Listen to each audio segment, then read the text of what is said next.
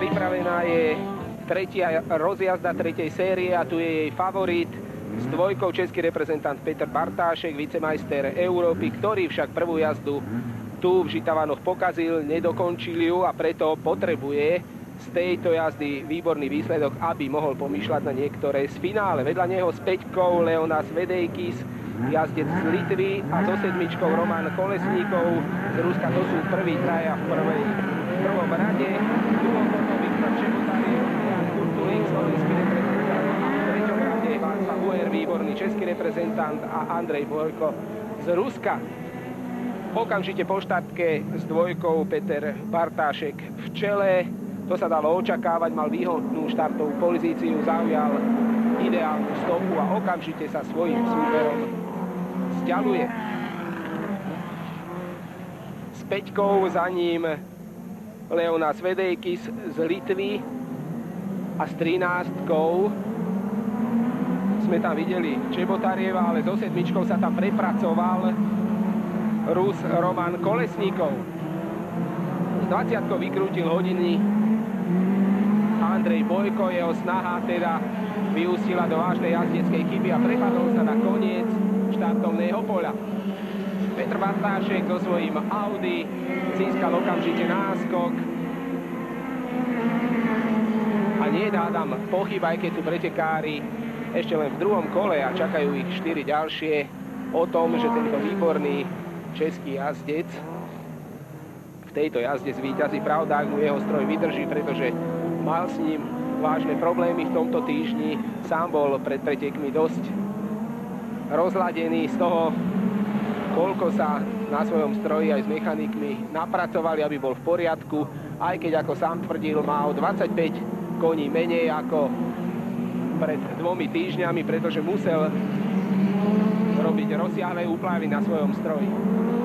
Rus Bojko, ktorý bol z druhej série diskvalifikovaný, má neustále problémy. Opäť po ďalšej jazdeckej chybe stratil a je zatiaľ predposledný.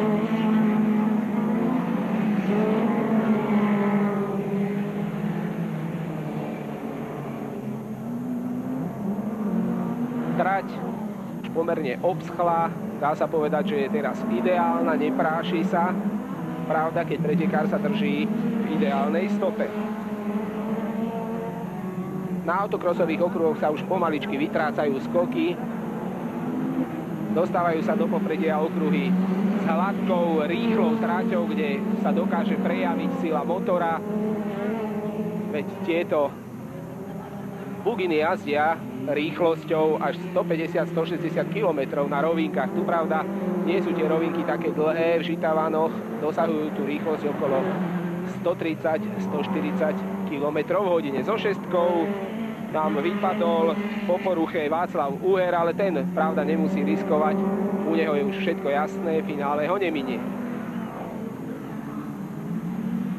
Za Bartáška sa teraz so sedmičkou pokúšal zavesiť Roman Kolesníkov z Ruska, tvrdý, nebojácný jazdec, ktorý zatiaľ bol dvakrát tretí a tomu nemusí stačiť na žiadne z finále.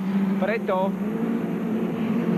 sa pokúša dostať na prvé miesto. Do cieľa zostávajú ešte 2 okruhy. Bartášek prvý, Kolesníkov druhý a na 3. mieste Leonas Vedeikis. Ten tu toho veľa zatiaľ neukázal, raz bol 6., raz 5. Jazdí na Lade Samare, takisto s pohonom na všetky 4 kolesa, ale predsa len jeho stroj je slabší ako špeciáli, predovšetkým jazdcov zo západnej Európy. S 20-kou Bojko, keď sám nečaruje a nevykrúca hodiny, tak sa mu chytil pre zmenu motor, ktorý nepríjemne dymí a ruský reprezentant zostal stáť mimo trate a preteky v Žitavanoch sa pre neho skončili veľkým neúspechom. Petr Bartášek opäť pridal, v tomto poslednom kole sa odpútal od svojich súperov a predovšetkým od Romana Kolesníkova a je jasné, že zvíťazí.